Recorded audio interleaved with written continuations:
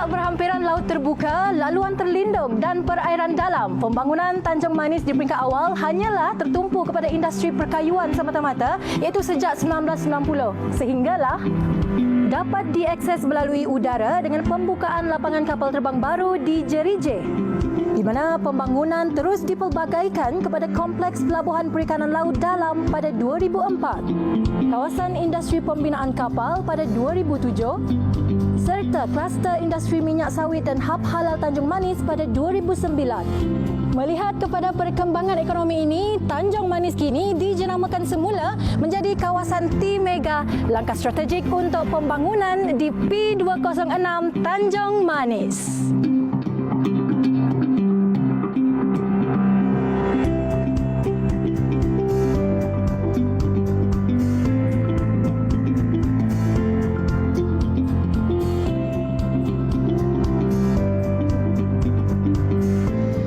Tanjung Manis yang terdiri daripada dua dun ini diwakili oleh Tuan Haji Yusof Abdul Wahab.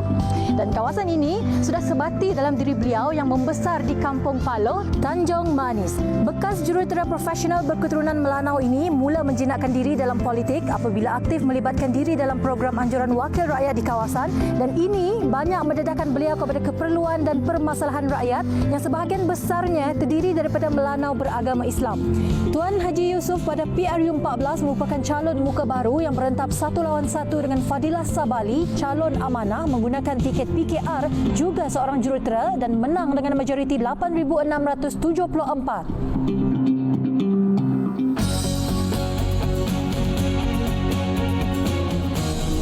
Hari ini merupakan hari pertama perjalanan saya dan kru TVS ke Tanjung Manis dari Sibu, dan perjalanan kami mengambil masa lebih kurang sejam 10 minit. Namun bagi yang memulakan perjalanan dari Serike, kami difahamkan perjalanan akan mengambil masa lebih 2 jam kerana terpaksa melalui Jalan Sibu juga, walaupun sebenarnya jarak Serike dan Tanjung Manis ini tak jauh. Tapi waktu perjalanan ini akan jauh lebih singkat, lancar dan paling penting selesa dengan siapnya projek Jalan Pasi Sibu Tanjung Manis sepanjang 17 km tidak lama lagi. Projek jalan pintas ini merangkumi pembinaan sebuah jambatan merentasi Batang Rajang dan bakal merancangkan ekonomi masyarakat di zon tengah Sarawak seperti Tanjung Manis, Sibu, Belawai dan Kuala Rajang. Membangunkan infrastruktur jalan di kawasan yang terpisah oleh sungai seperti di Parlimen Tanjung Manis ini adalah sedikit mencabar. Begitu juga dengan jambatan.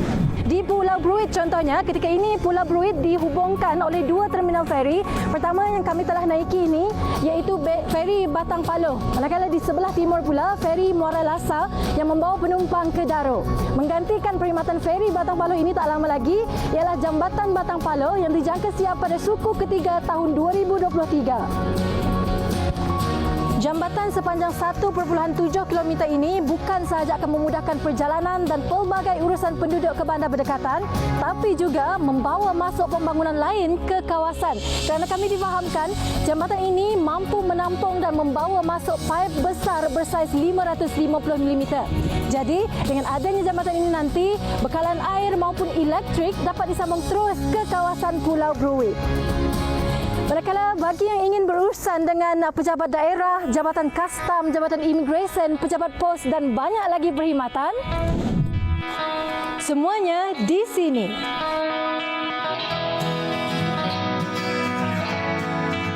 Bangunan pencakar langit setinggi 16 tingkat ini merupakan pusat pentadbiran sehenti menempatkan pelbagai jabatan kerajaan dan badan berkanun dalam usaha memberi perkhidmatan yang lebih efisien kepada masyarakat di kawasan.